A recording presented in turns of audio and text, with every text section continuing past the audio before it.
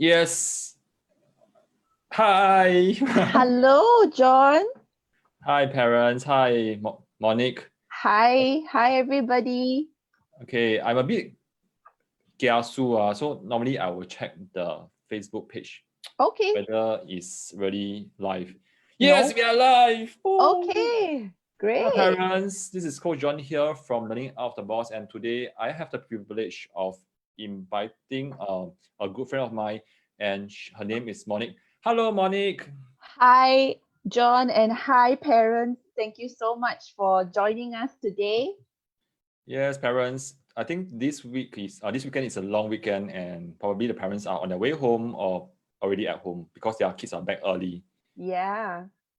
Take advantage of the long weekend. Yes. So parents, thanks so much for joining us. And today we are going to talk about tackling paper 2 in primary English, and it's something that I can learn from Monique. Yeah, because I myself also very hands-on that, and I teach my children all 4 subjects. Yeah, so Monique, can you share with us like your backstory, how you started off your journey and until where you end up today teaching English? Yep, and then you can share with us what you want to share later on. Yep. Okay, sure. So I'm Monique. I've been an educator, I think counting now almost 17 years, both in MOE and in private. Actually, teaching was not my first career choice because I took mass communications back in Ngee Poly. So I was thinking of going the media route, and I very much like talking. So I was geared to go to be a radio DJ actually. But because whatever submissions I gave didn't come back, I told myself, what's the next best job that allows me to talk? Then teaching. So when I applied for NIE, that was it. So I think it's just started from there. After I got married and had children, I felt I needed to take a step back from the job to have more flexibility in times, which is why I'm now being a private teacher for English. Wonderful. Yes. Yeah. For myself, I'm not very good with English. Yeah. So I really want to hear all your secret tips. Oh, gladly. Yes. I mean, these are not exactly secret, but I think these are things that we might have forgotten along the way. And, because back then when we learned English, it was all based on how it sounds, whether it sounds right, whether it feels right. It was never a situation where you really got down to the actual grammar reason. So just simple things to remind or simple things we can do to minimize mistakes in paper 2. Wonderful. So parents, if you are free now and you have a pen and paper near you, please take it down, take it out and take down notes. Later I will test you, parents. Don't stress them. They're on holiday. Okay, parents, I won't test you, but please, the reason why we have done so many Facebook Lives is really to get parents to learn from other parents who are good in their own space. Yeah, so this is, I think, our 42nd, is it? Wow. 42? What's the right word? What's the right way to say it? 42nd, because you're giving it in an order. So 42nd. Now you know why I don't teach English, because the kids won't do well you're not that under bad. me. Don't sell yourself short. Okay, so you are the 42nd guest. Thank you. In this interview, yeah. Most honored. Let's start.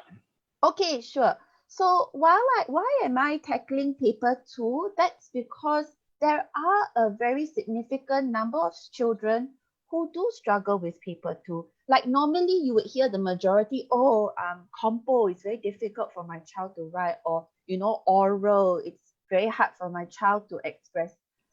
And then they think paper 2 is easy because it's kind of standard, but you do have that group which grapple with it. They might be very good in compo oral, but suddenly in paper 2, it becomes very daunting. So I'm going to share a simple document with everyone. Hope you can see it. Basically, paper 2 really tests the students on their English technical skills, okay, their prowess, basically on their grammar, their vocab knowledge, and how they answer comprehension. These are really the 3 key things that paper 2 covers. All right. In any standard paper, now this is a list of usually for the upper primary, okay, what they go through, but I've seen a lot of schools already covering it in lower and in the middle primaries. So basically you have your grammar MCQ, vocab MCQ, vocab clause is where you replace the word, yeah. Visual text, they're already testing children to analyze posters in a non-standard, way versus just all text. Then you have grammar clause, editing, comprehension clause, S&T. I will cover that. I always call S&T murder on a page, and comprehension open-ended. I think a lot of parents do give me feedback that Compre OE is always sometimes a nightmare for their children. Okay, so let me start with grammar MCQ and grammar clause. I put it together because basically the skills are relatively the same. Now, what I noticed, and I'm sure many parents, I know some teachers might be watching, you will find that your child's work is very clean. Now, what do I mean by clean? They don't highlight. Okay, they have the stationery to help them, but they don't apply. They feel they can just gloss over a question and that's it. But honestly, for my students, I said highlighting is very key to finding the right clues to help you answer the question.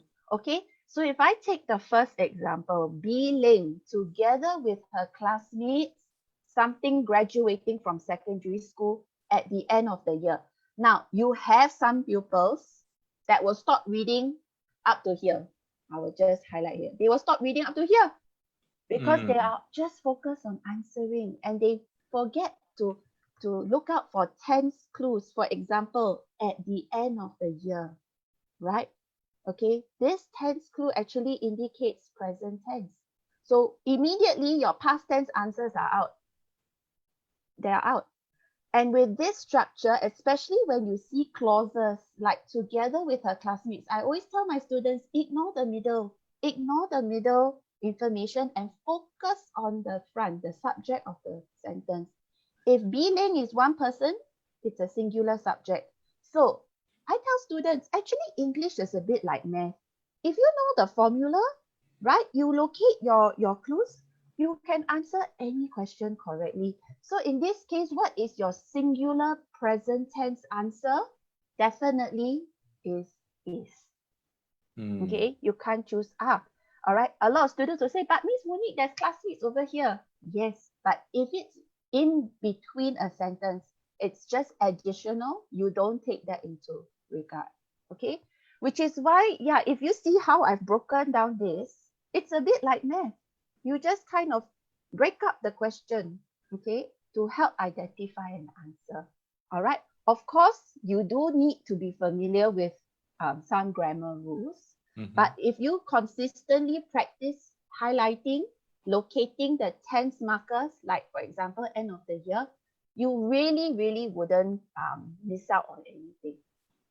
Okay, so that would be my first example. Yeah, can I just jump in quickly to summarize for the parents and also for me to process and digest what you just said?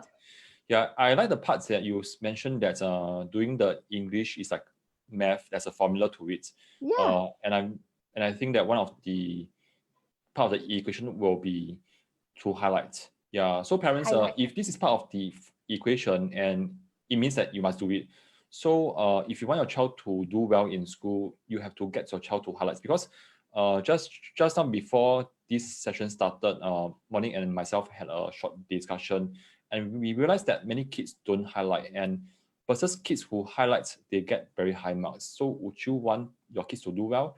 Highlights, as what teacher Monique has said, highlights. Yeah, I mean, highlight, like I was just sharing with John earlier, you have two camps. You have the non-highlighters and you have those who over highlight, like they highlight everything, and make it like a rainbow in their paper. So I would say mindful highlighting, maybe let's term it. Mindful highlighting is very key to reducing your mistakes. Okay, so if we look at the second question, has any of you something on an aeroplane before? Mr. Tan asked the class. Now, very key for a student to locate this one, has. All right. Now, even though we can already identify that this is present tense because has is not in the past, so we can definitely cross out flew. What students need to be aware that this answer needs to match with this because this is called present perfect tense. All right. And present perfect kind of shows or asks what happens first in the present tense. Okay. This answer would require something called participle.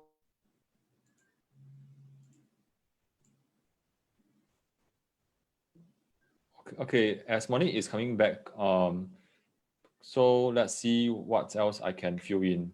Yeah, so to summarize what she has just said, you need to highlight the keywords as well as there's something that she has just done, which is elimination. Yeah, elimination. Okay, so I hope she's back soon. Monique, are you back already? Okay, parents, just give us a minute, and I hope she will find her way back from the internet space. Yeah. Okay, parents, in the meantime, while waiting, okay, I think she has dropped out. Yeah. Okay. In the meantime, while we are waiting, do take out your pen and paper and write down some notes. And in fact, just now, teacher Monique said that this sharing is very much focused on the upper primary.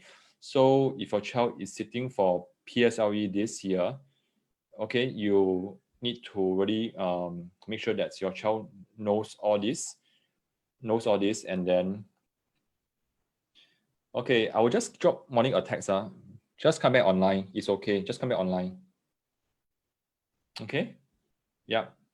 And then make sure that your child watches this, and then make sure that she can give you the right answer. Yeah. Okay. Okay. While waiting for Monique again, could you share with us what primary level are you at now? So at least teacher Monique can address those key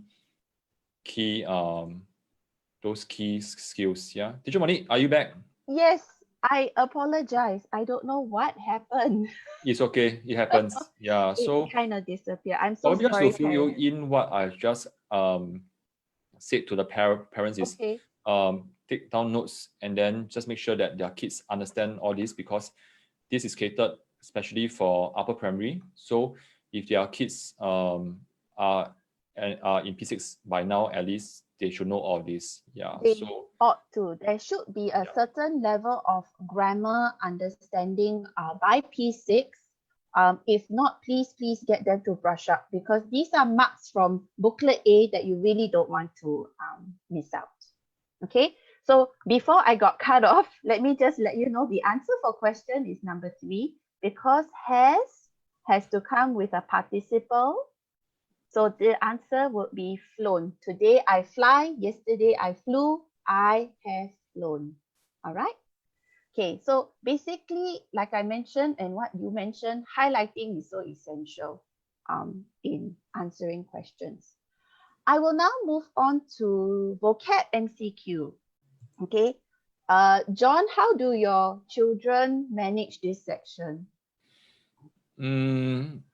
Actually, when you say highlighting, it's quite new to me, because I have heard about highlighting for math and science, but I think this is my first time that I hear from a teacher saying that we must highlight for English as well. So I overlooked that. Okay. So how do I manage this? She's P4 this year, so is it still applicable to her? Definitely, of course. I already kind of enforce it in P1. Right from P1, because I mean, even if they don't have a highlighter, even simple underlining really helps them to sharpen that skill in analyzing a sentence. And it can also apply to vocab, not just grammar. All right. For example, Sarah was something to tears when, okay, she realized that her science project was ruined by her little brother. Okay, so we know that the context here is that she's sad, all right? But the key thing here is what word fits with this phrase. Okay, we normally call this collocations. Collocations are a group of words that normally go together. Mhm. Now, you'll notice all four answers are relatively the same in nature. Down, lowered, reduced, diminished. They all describe something going down, like decreasing, right? But when we talk about phrases like that, which one fits with two tiers? Okay, and this answer is reduced to tiers. So that's what Vocab MCQ tests. They test really how you are aware, okay, of which words really fit together nicely. Because if you want to put the rest, it really doesn't go. Yeah, so that's the vocab. And parents ask me, how do I get them to really, improve their vocab? Nothing like good old reading. Nowadays, a lot of books are out there for children, and children who don't like to read, I have complaints. Miss Monique, my child doesn't like to read. There are audio books.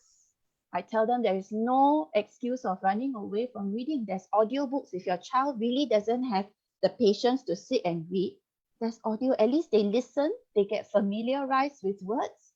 So there are many avenues to increase vocab, not just plain reading.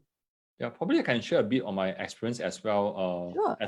As a person, I love to read, and I realized that as a dad of 3 daughters, I need to set a good example. Yes, I mean that what I'm trying to say is we know that reading helps the child in improving their English, but it's a bit hard for the child to buy in if the parents don't read and yet expect the child to read. So I think there's a bit of mismatch there.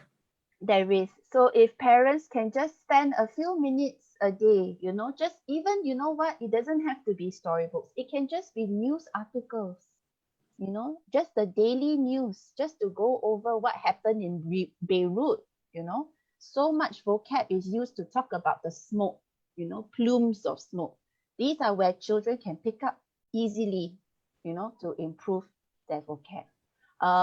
I mentioned that checking of the context is very key in answering vocab questions. So for example, much to the annoyance of his teammates. So this is the tone that the teammates are having. John something around the tennis court with his newly bought racket. So it means that everybody is not liking John, kind of showing off his new racket, all right? And all 4 words here actually describe how someone walks, right? So which one best describes John showing off, like a walk that would show showing off? Your answer is 1, that he strutted. Okay, imagine like a peacock, strutting on the court, showing off his racket. Yeah. So again, understanding the context of the question really helps to minimize the error for the child. One quick question from me. Sure. Okay, I know that some kids don't like to read, but they like to sing. And of course, now many of them, and even the parents, are into K-pop. Yeah. But I don't think they are tested Korean language for the locals in the primary school. Yeah, but what I'm trying to ask is, will reading the lyrics be helpful also as a start for both parent and child? I think it's a nice avenue because again, it's entertaining. But again, do make sure you filter some songs because I think, a lot of these children have no idea what they're singing, and there are some songs which are slightly inappropriate. So, by all means, yes, because there are songs that are very poetic. They use words in that manner. Go right ahead, but do filter. Yeah, especially the rap songs. Wonderful. Yes. A bit explicit words come out there, and I don't think we want to expose them at this stage of their life. So do choose age appropriate songs. Yes. Yeah. I mean, it's a good activity. Like I know how parents do TikTok with their children. I think that's a wonderful bonding activity. But if you can throw in songs that help challenge, like for example, tongue twisters, those are very good starters if you want to talk about like language being used in music. Go ahead. Poetry, these are also other things you can consider. Where do you suggest the parents get tongue twisters and poetry? Okay, online, I mean, of course, there's a plethora of resources. Mm-hmm. My normal ones that I like to go to, okay, Speak Good English Movement. They have a dedicated website with parents, like materials for parents to do at home. They have online quizzes also to test children on things like idioms. Mm-hmm. Yeah. So Speak Good English Movement, I would say it's a good baseline for local, if you're talking about local content. Mm-hmm. BBC bite size. Maybe I should type this down so that parents can see, because they might not know. Yeah, you can put in the chat box and then I can just transfer them onto the Facebook Okay, page. okay. Where is our chat Yeah, box? and interestingly is I think you have a student there. Oh, really? Let me try to read the Chinese names because there's Chinese name. Okay. Yan Ying, sorry, Yan Bao. Okay, sorry, and my Chinese is also not very good. I'm trying to, but hi, it's my student. Really? Wow. Hi. Yeah. And she's saying hi, Miss Monique. So I guess this child knows you, and she also said that my mommy don't even like TikTok. Oh. So must be a kid. Well, it's because you also need to manage your time on TikTok. TikTok can be very addictive. Yeah. Very, very addictive. So proper management of time there, and what you're exposed to. So I've already put in the chat the two websites that are pretty good with such resources online. Oh, I should add one more. It's called Storyline Online. Some of the students might know this, but I'm not sure if parents do. This is a free library, if you would say, of online storybooks that are read by American actors, which are very entertaining and very captivating, enough for children. And it's all, you just have to click and watch. You can choose to put subtitles. I always recommend putting subtitles so children also read the word and familiarize and not just listen. Yeah. Okay, so I will move on to the next section, which is Vocab Clause. This is basically testing children on synonyms. Synonyms are words with same meaning, okay, but they are different words. All right. Again, the context matters. So if in this short paragraph that I have, it's about returning trays at the food center. All right. However, the cleanliness of food centers still has not reached a desirable level. Now, when I tell students, when you want to replace that word desirable, it really must match properly. Like you can literally remove the word desirable and fit in your answer there. And it must have the same meaning. Okay. A lot of parents tell me, have this misconception that no, it's about meaning. It's not so much about meaning. It's about whether the word really fits the same meaning as the given word. Okay. So an easy way to go about it, pluck out desirable, put your option and read again to see what would fit. Okay. And the answer for desirable would be favorable. Okay. All right. So that's what I tell my students on how to tackle vocab clause. Sometimes the given word could be a phrase and they need to replace it with a word. Same thing. Okay. You just pluck out the phrase, put in the word. So long it makes sense, you are fine. Okay, quick one, because I know that there are some kids, when you say read aloud, they literally read aloud, not because they don't understand, but because some children, they really need to read out loud to process. So what do you suggest that they do during the exam time when they know that they need to read out loud, such that they are able to process it and then get the right answer? Understand, because maybe they are more auditory learners and they listen better. It's amazing. I don't know if you have experienced this, John, but when you read a question to your student, do they suddenly have that eureka moment and know the answer? Yep. Right? So I tell my students, it's okay if you whisper. Just whisper to yourself while you do. If that helps you, go ahead. Because because honestly, I think it's about what works. what works for the child. And I don't think whispering is that disruptive in an exam setting. Okay. Another way I tell my students is, if you think that when I read it, it makes sense to you, imagine it up here that I'm reading it to you. Have my voice in you.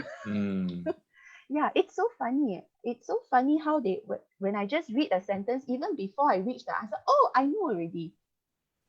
It's a strange phenomenon these students have. I'm sure you've had the same.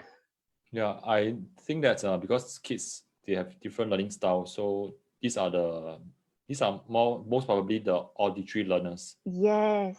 And then you have those that can't sit down. They need to stand, during the class. Or they need to click their pen, the very kinesthetic type, which, yeah, I applaud MOE teachers though, the classroom with that numbers with them. Okay, let me move on now to the visual text. This is, I would say, a relatively new section introduced to pupils. Some schools only start kind of testing them at primary 3 or even primary 4, but there are others that give very simple posters right at P1 already. So it's just to get them to analyze words in a poster format, all right? So you're given a poster with all these details and they really need to locate the answer.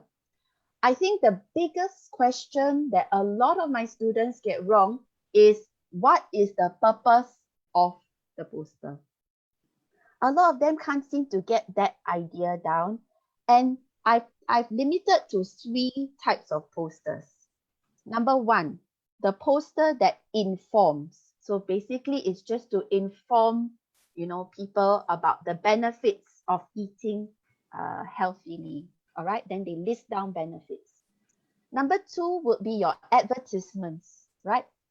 To get people to sign up for a camp or to sign up for a workshop, Or you have those that introduce a contest, okay? There's a competition coming up, okay? If you are, if you have a love for dance, sign up for this competition to win.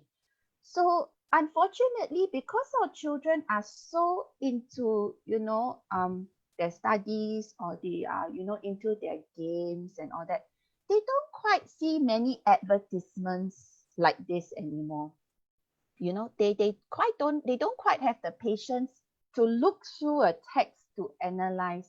So again, I go back to my first key thing, which is highlighting. I always emphasize to my students, if you're doing question 1, where is question 1 information located? Okay, you must highlight and you must number, all right? So that when you match your answer, you can really show the evidence from where the poster is. And typically posters would come with pictures, okay? And then sometimes they give bulleted points, okay, for the, various information. And then they really need to analyze the text properly. I would say this is not a difficult section, but for children who tend to just skim through, and just answer based on what they think, then they will suffer. Wow. What are some of the daily habits that parents can help the children to build?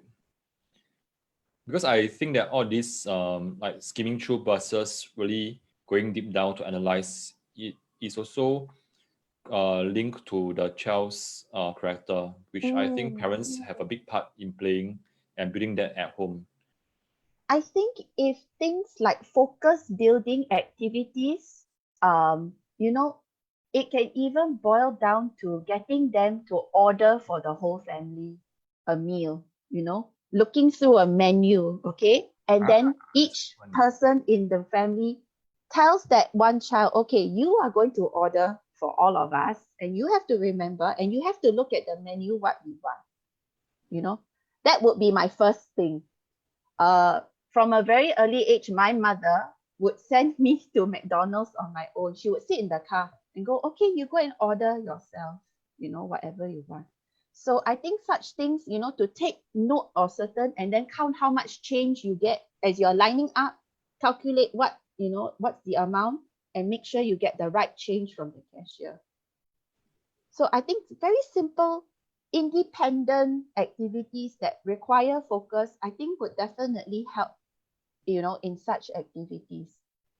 I mean, do you have any other ideas? I don't think I have any ideas, but what I want to share here is because I have interviewed many parents who are also educators, and in fact, I see similar patterns in terms of the educator or the parents growing up years when they are raised up independently and given a lot of chores, so they are free to explore and build up the skills. Yeah. Because what is worrying for me is because I have also like coached many parents as well, and I realized that a lot of times when I share with them that how they should let their children like order food, do certain tasks by themselves, I sense a lot of resistance, like, oh, they are too young, I don't think they can do it. I think because, again, given our modern society and how things are so fast-paced, I think there's this general worry that our children are not up to par to complete certain tasks. But actually, we are kind of selling our children short. Actually, they are more than happy to try if we give them that assurance and confidence. Because if they don't try, they will never know.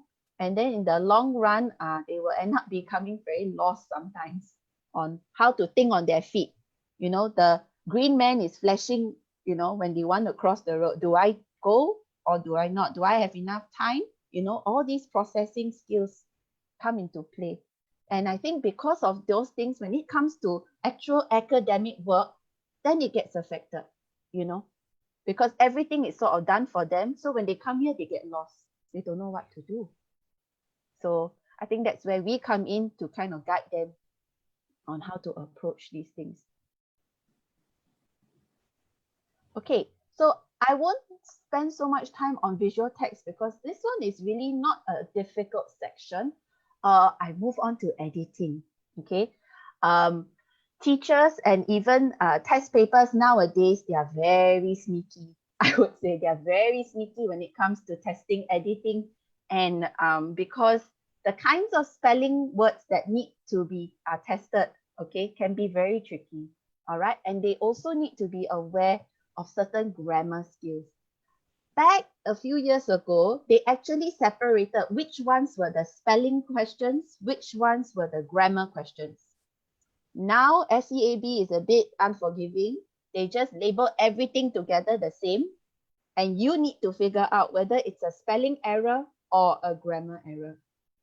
Spelling errors, of course, are a bit more obvious. For example, a key feature, right? So definitely we need to correct that one feature, okay? And just take note, parents, when it comes to spelling errors, it must maintain the same grammar structure, okay? Don't go adding an extra S or making feature into featured, okay? That's not the point. If the misspelled word is in the base form, make sure you write the answer in the base form. Okay, there is no need for you to change the grammar structure of a spelling mistake. Okay, if you look at the next sentence, this is a roof. So again, it goes down to locating clues. Is a singular is a singular verb. So you can't use these. This is for plural. So you have to change this is a roof. Okay, that can open and close according, right? So again, this is spelling according, okay, to the requirements. Now, sometimes grammar doesn't just test on tenses. Sometimes they look at things like conjunctions, which is the correct joining word that would fit this. You can't say requirements to specific events, requirements of specific event. Okay, so sometimes the grammar question is not just tense or singular plural. It's also about things like your prepositions, your conjunctions, okay, that need replacing. Most students, I would a say, quick check. yeah, sure. Yeah, because I am very new to this. Oh, so are you saying that there's this part of the exam, even in PSLE, that they Yes, have misspelled words, wrong yes. grammar? John, this section for editing is a 12-mark section. Oh my. It's 12 marks, I know. So there will be 6 errors, normally 6 errors in spelling, 6 errors in grammar that the child really needs. So it's basically them becoming miniature editors of, a text. And they need to locate it's already located. They just need to change it. Wow. Some schools are already starting this section with them from lower primary, like from P2 onwards, to kind of train them on this, because in PSLE, it is a section in paper 2. So now I think you can see why some students really struggle with paper 2, because there's variations of how English is being tested within one paper. It's quite, I do salute my primary school, the PSLE students especially, the things that are required of them is surmountable, really. Okay, this is one of the most feared sections in most of my classes, and that's comprehension clause. Unfortunately, I didn't do well in this also when I was young. Because of the no helping words, you see, and and if you really don't expose yourself to various kinds of text, this will definitely be a struggle for a lot of pupils. So for those of them who have no time to read books, I would say books or magazines such as Reader's Digest, very good resource again for parents to subscribe, get their children to read. Those are good quality publications. I notice a lot of teachers also take some inspiration from books like Chicken Soup for the Soul, because it has added value. All right. These are good texts, not only to, expose, but also for composition ideas. If you want composition ideas for determination, plenty of anecdotes in such books. So mainly for closed passage, we got to look at the context, whether is it a fiction or a non-fiction style of text. So if you look at the first sentence already, walk along the streets and you will easily notice something about people of Singapore and smartphones. So we know this is not some made-up story. It's an article. It's factual. Okay? So we already have to have our mindset that we got to give very information style answers for this section. Okay? Again, location of contextual clues is very key in answering this. So if we look on, just take a ride on the public mass rapid transit and you will understand smartphones have affected people. Now, if you still don't know this answer, don't panic.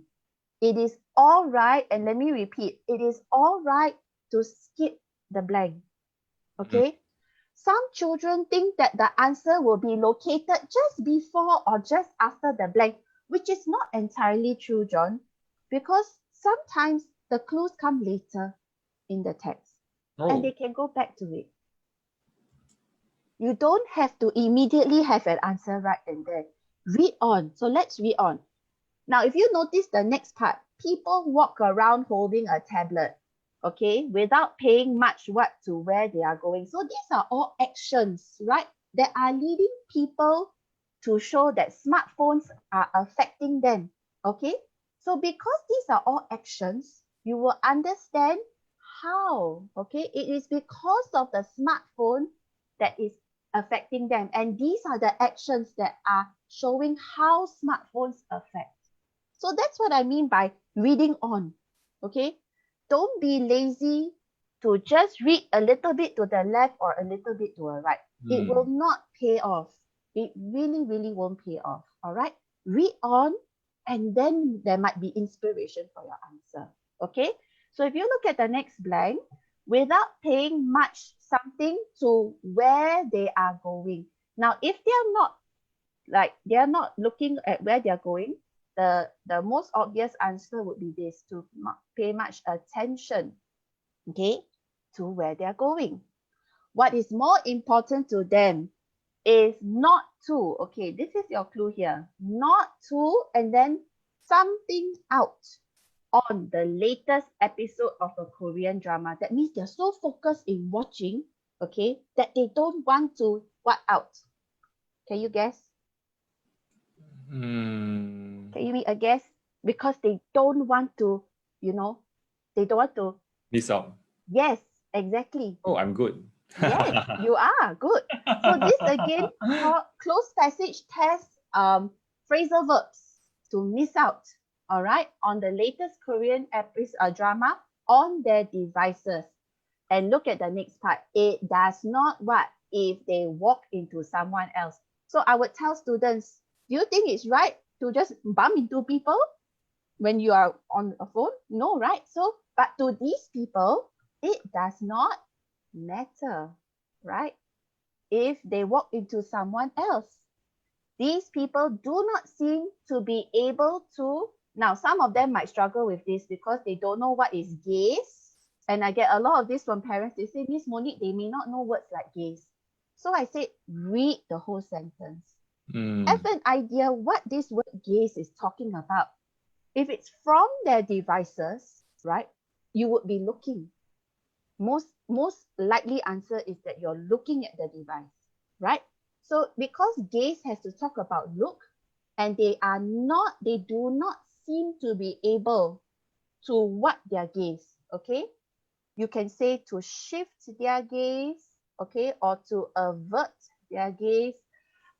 Many parents tell me, Miss Monique, you know the comprehension clause, I only see one answer. Are there multiple? I would say yes.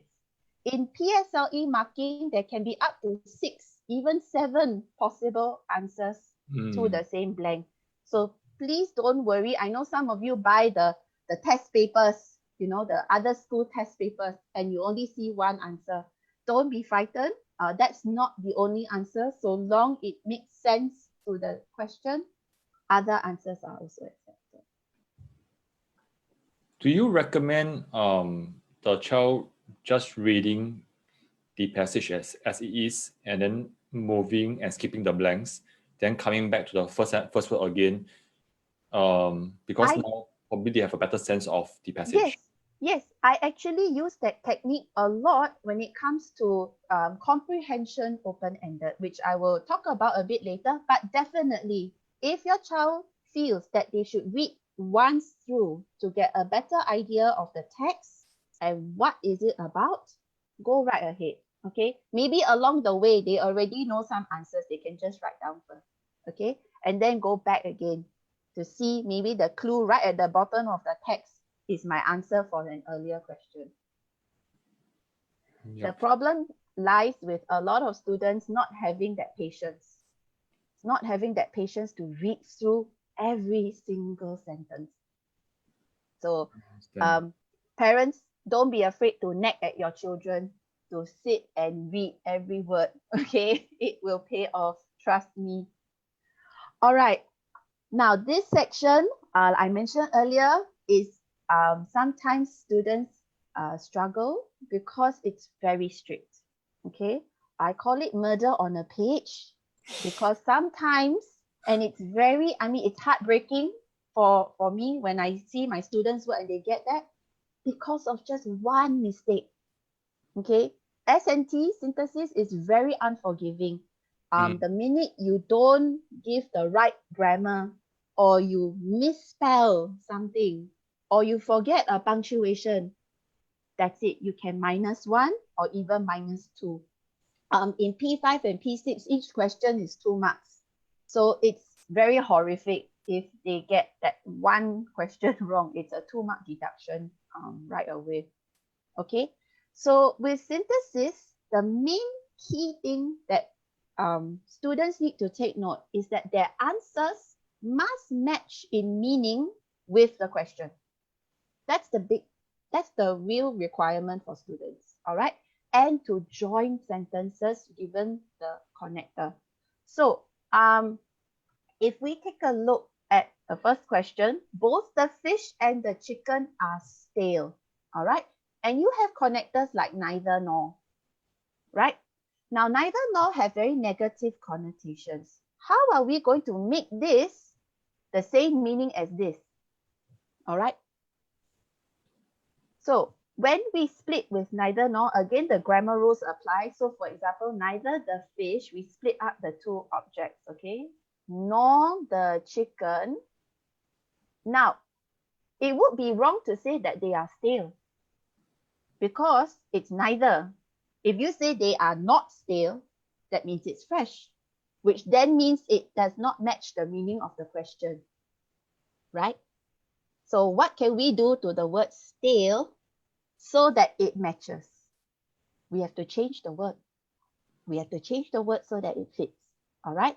Now, because neither nor has a specific grammar structure too, so you see how synthesis can kill some children. This here is the closest object to the next verb here. Okay, so the student needs to see whether is it is or are. All right, they'll tell me, Miss Monique, up here put are, so I copy lah, I put are also. But I said you're forgetting that with neither nor, there is something called the rule of proximity. Okay, whatever is closest to the next verb, you must follow the subject-verb agreement. Okay, because the chicken is singular, you must choose is. Okay, if you put are, 0. Immediate 0. Okay, now the next challenge is what word do I change from stale?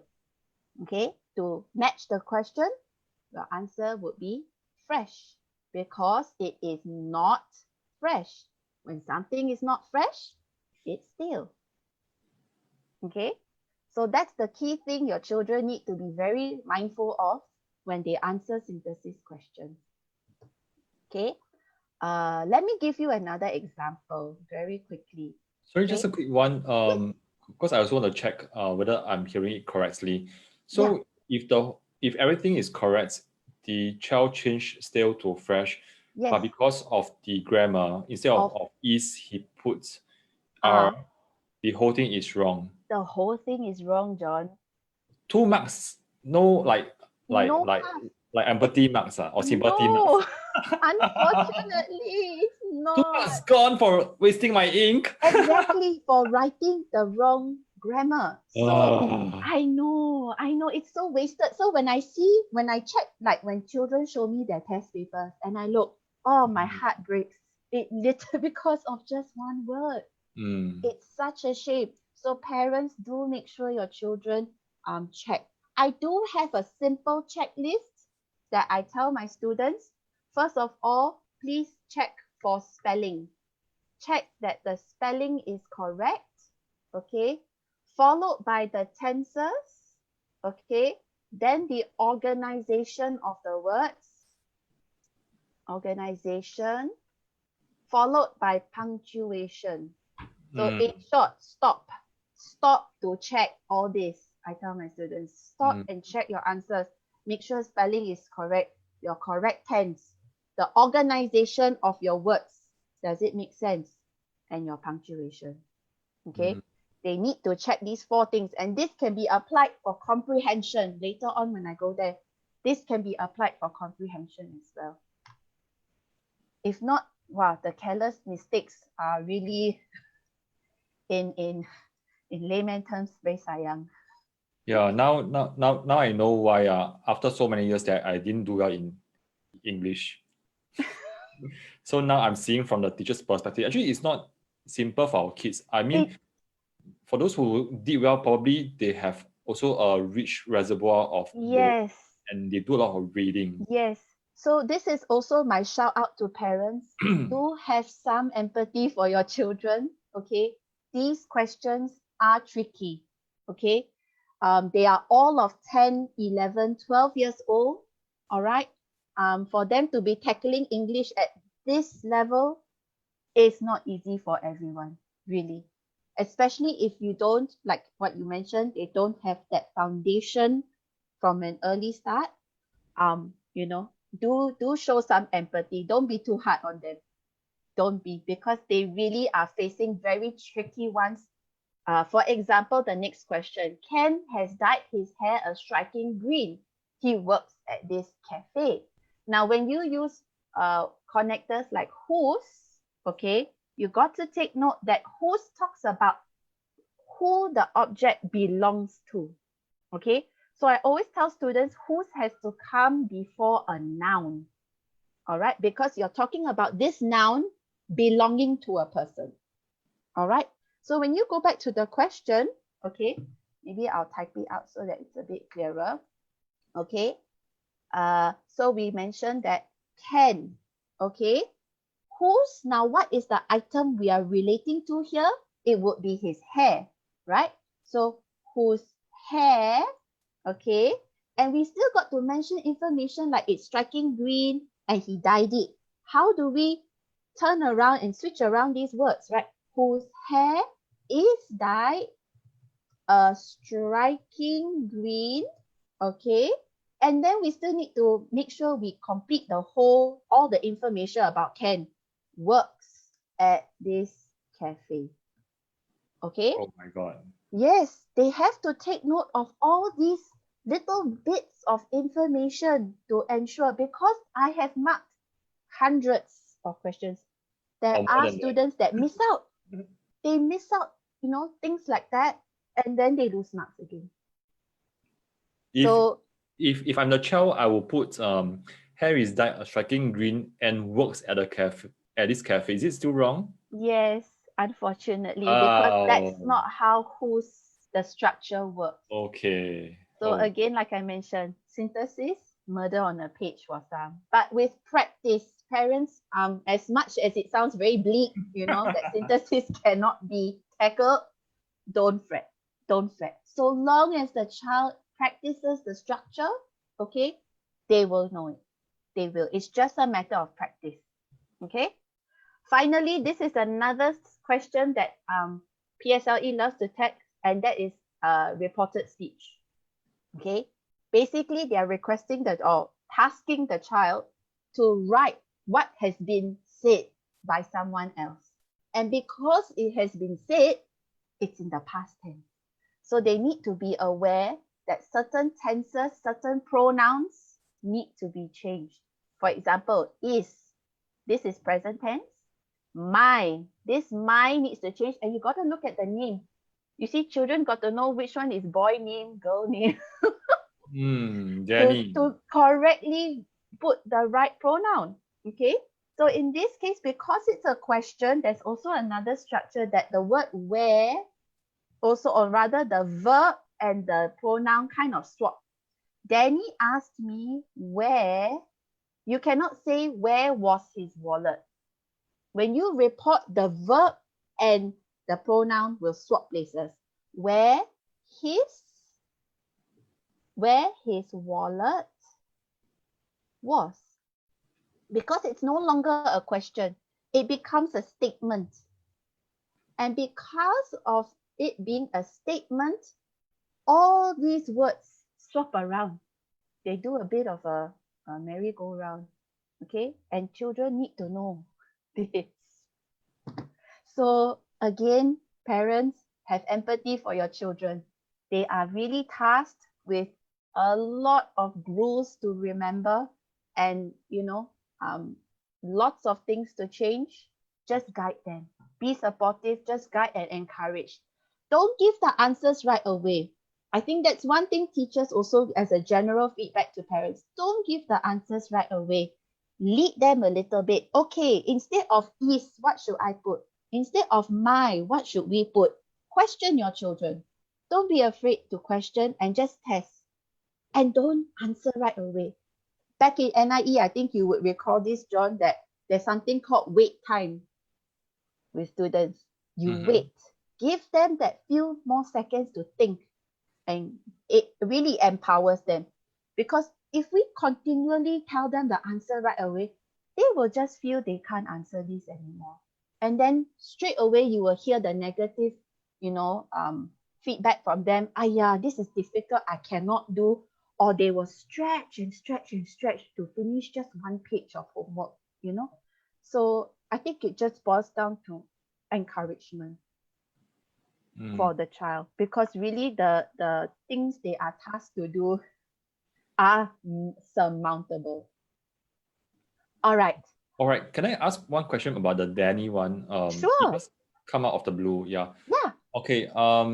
Because nowadays we are already in the IT age where Yes. there's so much information at the touch of the screen. Yeah. So what if this child puts Danny but the child said her wallet, Okay. and the teacher marked it wrong? Okay. Then I think there is some contention. Maybe Danny is not a very popular name. So I think by and large, teachers would stick to regular like John, Mary, Sam, you know, although Sam is questionable, short for Samantha. Okay. You know, or the question needs to be more specific. Maybe I should have put like Mr. Danny. Okay. You know. But I think they will not be marked down if they do depict Danny as a girl. Could be the short of Danielle, you know, never know, right? So I don't think it's that hard up. I think there is some room for, you know, to be understanding. But I think when it comes to test papers, because especially PSLE, it goes through many rounds of vetting. I think they would make it very clear on the gender of the speaker. Thanks. We also have another parent. She's asking the previous question. Okay, let me. Which question? The dyed hair, dyed. Yes. Yeah. Can you see your chat? Okay, let me pull it up. Hang on. Yeah. Chat, as in your Zoom chat. Yes. She's asking, has died is past tense? Why the answer is died instead of has? Actually, has and have, good question. Has and have are actually present tense. The past tense version of this would be had. So that would be my answer why this has to be in present tense. Has and have are present perfect tense. So which is why you need to use is. Had, on the other hand, is past tense.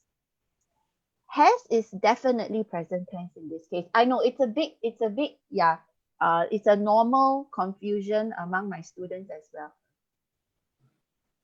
Okay. I think I got.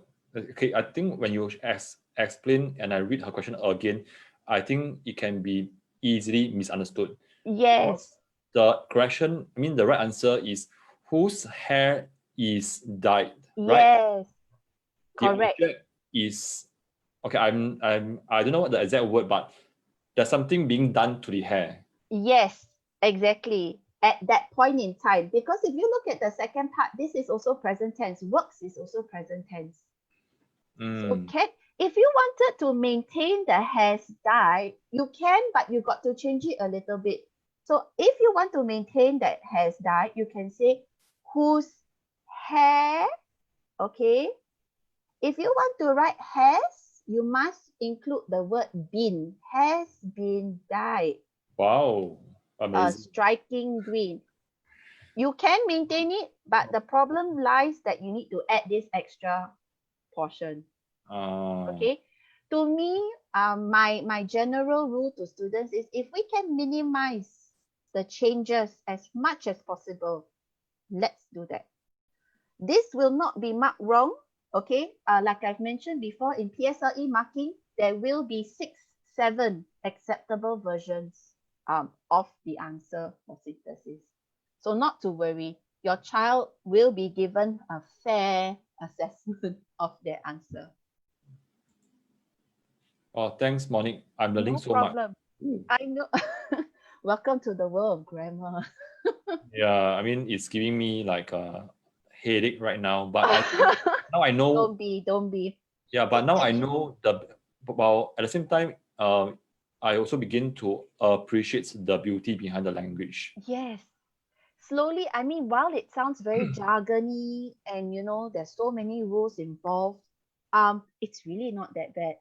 And it actually kind of helps you to identify certain things. For example, what happens in the past, which action comes first, which action comes second. When you read the tense, I know this one comes first and second. So it's these little things that do help. But thank you for your question. Thanks, Ivy. Okay, I move on to the final one, which is a hefty 20 marks for PSLE paper, and that's the comprehension. 10 questions, varying from 1 mark to 3 marks, depending on how the questions are set. All right. I normally tell my students to not read the passage first, to read the questions, okay? Because from the questions, you do get a gist of what the story is about, okay? So that would be my biggest #1 tip for comprehension. Read questions first, okay? And highlight key things you want to locate in the passage later on your question, all right? You also, nowadays, the accuracy of information is you have to give the accurate information. Otherwise, you might potentially lose marks in comprehension. Just let me give you an example. Over here in italics is actually the paragraph I'm using. But before I read the paragraph, I tell my students, okay, you must locate what does this it refer to. So later on in the passage, take a look where it comes from. And I have a technique for this reference question. Another section my students really struggle is your true false. Making statements and trying to prove whether it's true or false. So Yusma's parents did not care that she had been suffering. So we need to prove about did not care. Did they care or did not care? And parents, I noticed some of my students, or maybe some of your children do this. When they write reasons, they cannot, I repeat, they cannot restate the statement. If they say, for example, this is true, just for example's sake, this is true, okay? They cannot say Yusma's parents, okay, did care that she was suffering, okay? This will be marked as 0, okay? Because you are just restating the question. This section needs you to get the exact information that answers this, that this is true or this is false. You can't just simply rename and reorganize the question to suit your true or false, okay? This is big no-no, huge no-no for this section, okay? So if I go back to the passage, I'll just read it very quickly. Yusma was about 3 years of age when she came down with a high fever. It struck her out of the blue, and her concerned parents did as much as they could to alleviate her suffering. Now, when it comes to reference questions, I tell students, normally the answer for the reference question would appear before the word. Sometimes it's not direct, like in this case. Sometimes it can occur a few sentences up, but normally it's mentioned earlier than the actual pronoun. That is my trick for reference questions. Look at the sentences before the word it shows up. High chances you will find your answer.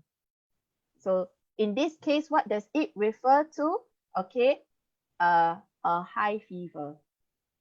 And nowadays, they like to test this kind of box, you know, fill in a box or fill in a line. There's also different structure. If it's a box question, you can just answer straight away with the answer. But if it happens to come in a line, okay, what does it refer to? You need to answer in proper sentences. It refers to, okay, a high fever. Okay, full stop.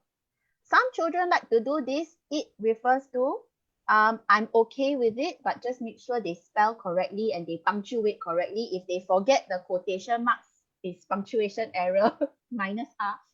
So I tell my students, don't sacrifice that. Just answer straight away. It refers to a high fever. Okay. Now, when it comes to the true and false, Sorry, can I just jump in a bit? Yes. Is it correct if I answer it refers to high fever?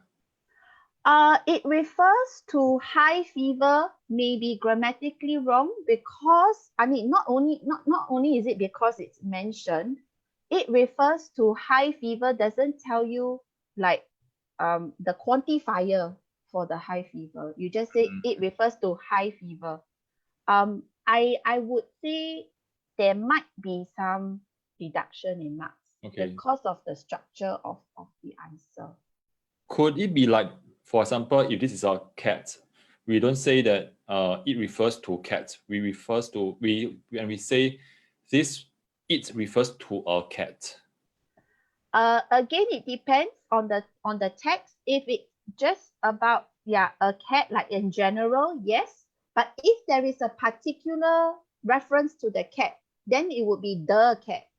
Oh, okay. You see, the determiner and the have very different usages as well. So yeah, I was just teaching this to my primary schools recently, and they were like, for example, the teacher asked for a pen. So anybody can give her the pen, a pen, right? But if the teacher asks for the pen, then it's a specific pen she wants, and that everybody knows what pen.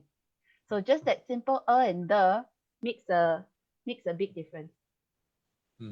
Yeah. Okay. For the true and false, okay, Yusma's parents did not care. All right. The answer would definitely be false. And over here is your clue. The word concerned. The word concerned would show that they did care, right? It would then defunct this did not care, and her concerned parents did as much as they could to alleviate her suffering. So you could already start from here as the reason, okay? Her concerned parents did as much as they could to alleviate their suffering. Now, some parents tell me, Miss Monique, isn't this lifting? Because you are copying word for word. Okay, 2 rules for lifting. Number 1, because I'm only taking it from the middle of the sentence, copying straight from her all the way to suffering is fine. It's not considered lifting.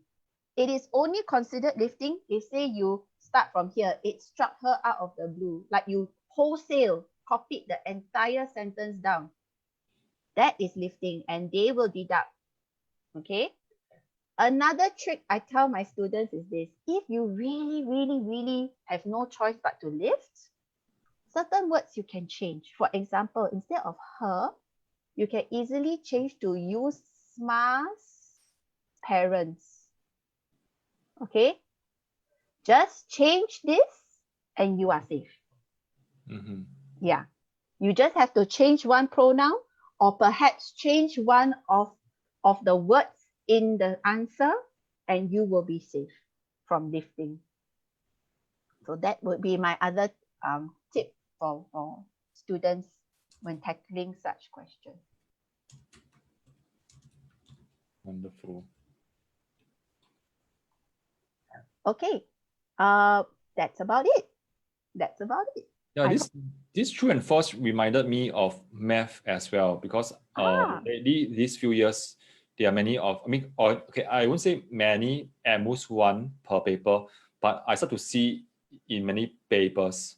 This is for primary or secondary? For primary. Okay. Yeah, so you need to find the answer, but finding the answer is just a mean to answer, is it true, false, or not possible to tell. Is it for those net questions? Or I don't know. It can be any math question. It can. Okay.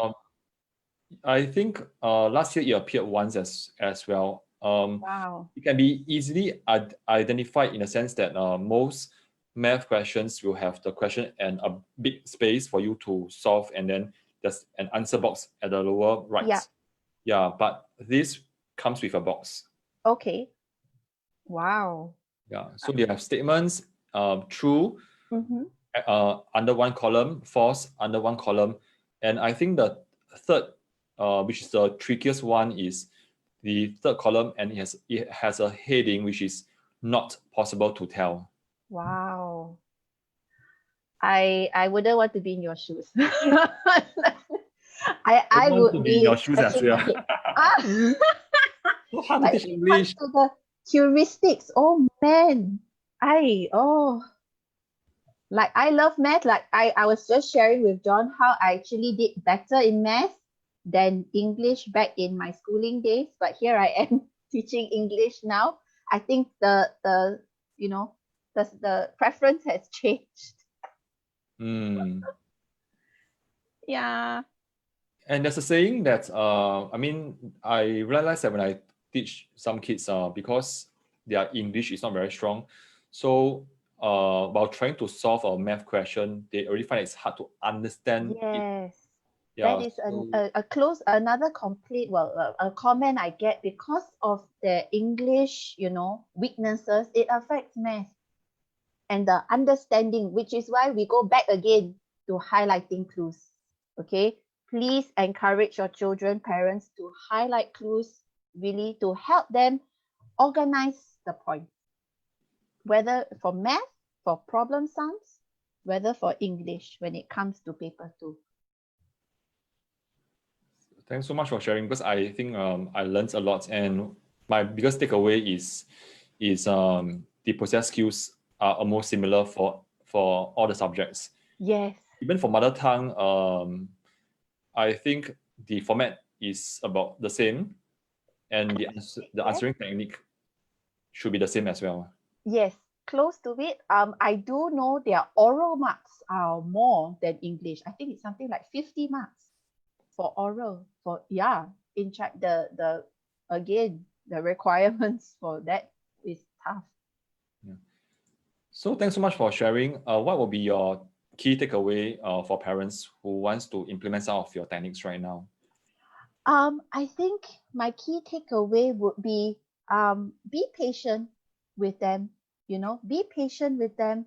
As you have seen in all the questions, it has its own individual demand, whether it's grammar, whether it's vocab, spelling, just be patient and encourage them to really try their best to answer the question. I always tell my students, do not leave blanks. Never ever leave blanks. Always try, because you never know, you might get it, or half of it, it's better than none. So that would be my takeaway. Just encourage your children to read and to not give up. Thanks. Okay, we have one last question from Sure. Ivy. Okay. In fact, she has two, but I think it's referring to one of the questions. But is it okay that you can answer her later? Yeah, sure. Not at all. Yeah. No problem. As a comment? Yeah. Yeah. Okay. She Most asked certainly, yes. about the second Is question. it from one of the questions, is it? Yeah, hold on. Give me a minute while I paste for you. Okay.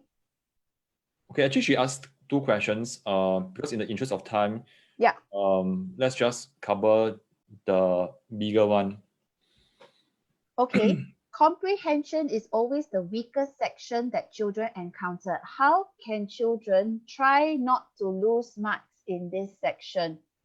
I think my main feedback would be, number one, make sure when they locate the answer in a text and when they transfer it, because, okay, I'm going to take out the whiteboard. The teacher in me needs to write. Yep. So that I can maintain attention. Okay, I think number one, when it comes to answering comprehension, make sure that they answer in full sentences. Okay, all right, and make sure that the sentence is not halfway. I have children that say, okay, they answer, why is Sam exercising? And then they straight away say, because he's fat. And they start the sentence with because he's fat. That alone is deductible. Okay, so to minimize, make sure you answer your sentences in full and in the correct tense, which usually is past tense. For example, why was Sam exercising? Was. Okay, so your answer also make sure is was. Okay, so that would be my first one. make sure your answers are in full sentences. Number two, and very surprisingly, many of my students lose marks because of handwriting. John, you'll be so surprised I agree. how some children scribble. Yeah. You know, they scribble and scribble until they cannot, like we cannot read their code, you know, hieroglyphics almost. Yeah, And it's they lose marks. to me it's almost like a self-sabotage. Yes, exactly. And it's very scary because they get the right information, but because it's not clear, they lose marks. So I always emphasize you make sure, and I always have this phrase, do it once, do it well. If you do it once well the first time, you wouldn't have to, you know, go on correction tape and changing or editing. Yeah. So it goes back to attitude. Neat handwriting, we definitely appreciate. So, and in PSLE, teachers have 4 days marking thousands of scripts. They will not have the time to figure out what your child wrote in the script. So do emphasize neat handwriting, because I've seen it for myself, how children lost marks because they wrote untidily. That would be next one. I think the final one. Can I just add in this one Yeah. for handwriting? Okay, Sure. and again, I don't think I'm qualified enough to say that must write neat handwriting, because my handwriting is also not very neat lah. Yeah, I but think this is the word, legible. yeah, So yeah, long yeah. it's Big clear. enough to be read. Yes, or clear. I mean, maybe now it's a bit late to rectify handwriting, but I think the very basic to be clear. Yeah, think big and that's- clear lah. I would say. Yeah, so long it's clear. You know, we are not asking for calligraphy kind, you know, handwriting or a font, you know. Although I do have students really writing like a font. But clear. Clear is all we need. Yeah. Finally, I think really bottom line is the accuracy of the answer. Mhm. If they don't pinpoint this accuracy, like they look at the wrong paragraph or they mix up a certain meaning of the text, that is also quite dangerous for a child in comprehension. So I would again reiterate, there is no wrong in rereading the text again. I have students, they just read once and then from pure memory answer their questions. They don't even refer back to the passage anymore, John, after they've read it. So I said, you guys are only 10, 11. You all don't have super memory, you know. Even Miss Monique has no super memory.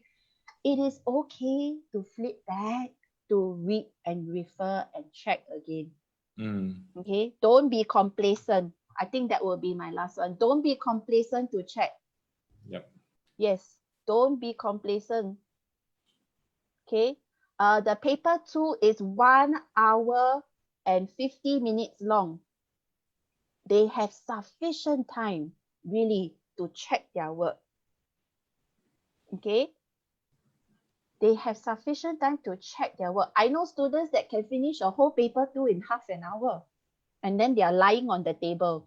You know, so such things they cannot take for granted. I always see these students and I say, can you guarantee me 100%? And they are like, no lah, of course not. I say, exactly. Check your work. Go back. Check. So that would be my comments to your question. Probably I can also share as a layman and as a dad who helps my children with their English, and also I'm saying as a father whose English is not very good in the first place. Yeah, but what helps me is I told my daughter up front, and she's P4, that my English is also not very good, but I'm willing to sit down and I go through with her and let's learn something new together. And then we discuss and we joke. And in fact, I thought it's quite fun for me. Yeah. So I think there's no shortcuts to learning. If you want to do well for exam, it goes back to the daily habits that your child has. And again, the child doesn't learn the habits like that. As parents, we must set good example. Again, I'm also a very busy man, so so is Monique as well as any one of us. Yeah. But I think if you want your child get good grades, part of the big equation to getting good grades is parents' involvement. There's no shortcut to that. Exactly. And to be honest, I do applaud teachers who set these papers. They are selecting very interesting texts, whether it's fictional or non-fictional. You actually sometimes can learn things from these texts, you know, about handphone addiction, which is so timely in our current age. You know, these articles, if you have no time to read newspapers, sometimes it pops up in the test papers. You learn something, or if there's an interesting, you know, interesting story, right? Then yeah. Oh, no problem, Miss Ivy. I'm very happy to answer your questions. Yep. Okay. Mami, Ivy, anything else before I wrap up? I know that you have one last question about if there's a need to I'm not sure, it's something about the A in one of the question. Yeah. So probably Oh, is it the cat one? Oh no. Yeah. Okay. I'm not sure what she asked, but I think she asked something about, do we need to okay, sorry, I can't remember. Don't worry. I think when maybe she can post it again, and I'll be happy to answer. Yeah. Probably I can tag you later. I can sure. I can tag you. Okay, no problem. Okay. Parents, thanks so much for being here, and I really hope that you have learned at least one new thing. I have learned a lot. I hope I wasn't boring or too dry, because I know grammar is so dry. But yeah, thank you so much for spending time with us today. I truly appreciate it, and I hope that you guys from this sharing can bring it back to your own kids and apply. Yes, and I know that the English paper is not easy. No. Yeah, and part of me is wondering, while we parents know that it's hard for our kids but expecting good marks, did anyone of us try to sit for the full paper by ourselves? I tried to ask some of my friends to do it, and they are a bit frightened. My husband included. He's like, no. He tried a math paper though last year. He tried, and he only could do paper 1. He had no mental strength for paper 2 after that. Yeah, it's crazy world out there. Okay, Mommy, Ivy, hi. Oh, sorry, this is my son. Oh, what a handsome my boy. primary 2 son. Yes. What's her name? Oh, come here. Yeah. Say hi. This is Christopher. Hello. Wow, you look so dashing. Say thank you. Thank you. Look more like Papa. Yes, he does. Okay, probably you'll just answer Miss Ivy's last question since she reposted. Okay. The first question, whether to need to capitalize as only 3 words is needed. Oh, is this for the comprehension? High fever? Is that to relation to that question? Probably, I think so. If you say it's the first question, then it would be to the comprehension. Yeah. Okay. If you put high fever, honestly, I don't think they would deduct if you forgot the normally they would put the number of words, like quote a 3-word phrase that means something. Then you would follow the 3 words. But right now, this is a reference question to the word it. If you put high fever, my fear is that the high fever can be to anybody. This would be my explanation to students. This high fever may not relate to the character in the story. Because if you just put high fever, it can mean the parents getting the high fever or someone else in the story. It's a bit too general. So I would highly recommend that the word the determiner, be put in the answer.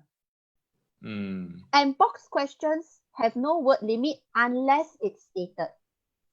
Okay. Unless it's stated, usually it's pretty safe to play around with the number of words. Of course, you don't squeeze the whole sentence in that box, like it refers to a high fever.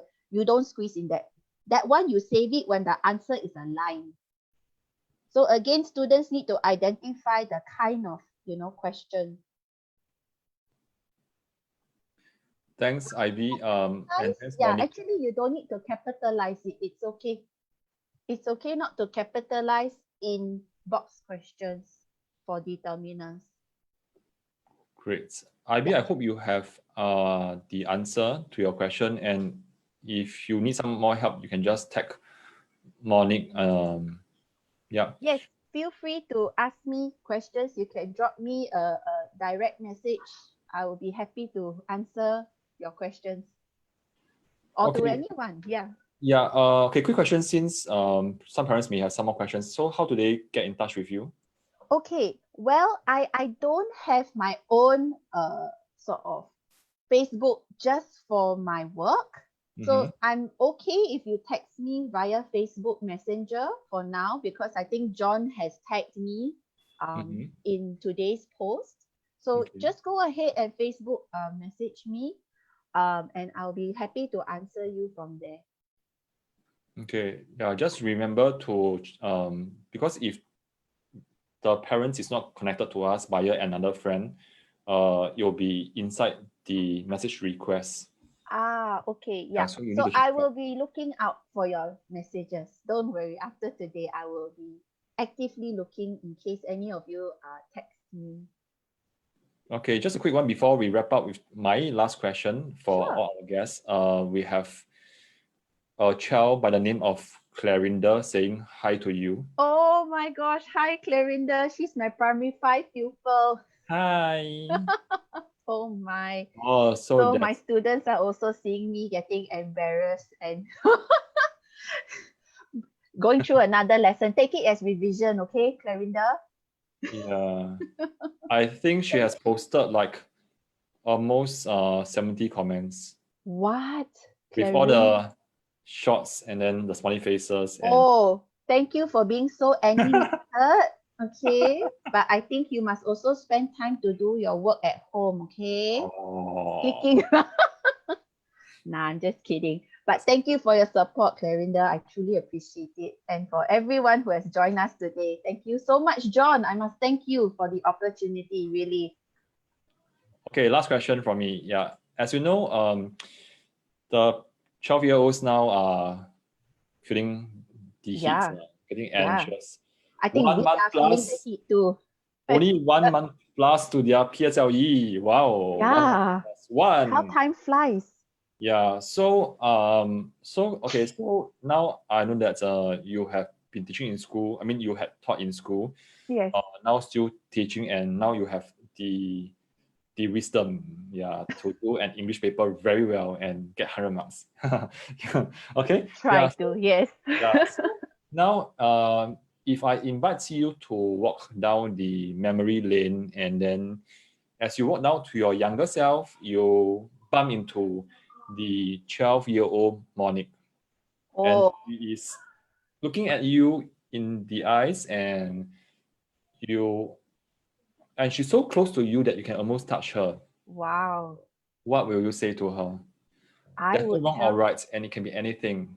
I would tell her not to be too playful. Okay. Stop copying your friend's homework. Put in your own effort. I was very resourceful back then. But again, because it's not your own effort, therefore you won't learn properly. You're just copying. You're not a photocopier. So please work harder, play lesser. While play is important, but make sure your studies is also just as important. That is what I would tell my 12-year-old self. Thanks for being so truthful and also being not at all. vulnerable. I think it's very good to reflect on this. Yeah, you caught me off guard, but yeah, I think that is something, very good that you brought up. Yeah. Yeah, and your P5 Clarinda is saying LOL. Oh no, deep dark secrets are out. I'm gonna hear it when I see them next week. Yeah. Like, Okay. how can Miss Monique be so naughty? Possible. It's just a Yeah. matter of you must make sure you change attitude early. Right. Yeah, but I guess because you shared your vulnerable sides, I think even being an educator myself, kids like to hear that because then it dawned on them that the teacher is also a human being and was a Yes, child as well. And somehow exactly. teachers like that tend to bond better with their students. I think because we've done that, been there, done that, so we can better spot and try to diagnose an issue when we see it, kind of bubbling, and we see in the students' quality of work. We kind of know the telltale signs. So yeah, doesn't mean a teacher is like a goddess or like a higher being. No, we are all human. We all make mistakes. And I think it's about rising up from them. Great. Thanks so much for sharing. Not at all, John. I should have booked you for like 10 hours. Ah, Then we can cover 2 hours for paper 1, then 2 hours for paper 2, then we can do a recap, then we can do an actual paper, then you mark for us, and then we recap. well, Just next kidding, time, yeah. there's always a next time. There's always a next time. No worries. But I think 10 hours straight cannot, because I do need to pick my children up at childcare. Just a by joke. 7. Yeah. But thanks Yeah. so much. Really appreciate No, it. not at all. Not at all. My pleasure. Okay, don't go off first. So Okay. parents, I hope you have learned something from Miss Monique. A lot of things. Even for myself, I was blown away. Like, wow, there's so much stuff to know and to take care of it. So we'll see you around. Yeah, take care and Take care. Thank you so much. Have a bye-bye. great National Day weekend. Yes, and parents who are still online with us right now, take notes that my next Facebook Live my next Zoom Live for math is coming up at 7:30 sharp. Yeah, so I have one more for my parents. Wow. So please, You're so hardworking, John. I mean, I love to share, so That's so good. It energized me. That's so great. Really. Yeah. So great. Okay, don't go off first. I will Okay. start the Facebook Live and then Yeah.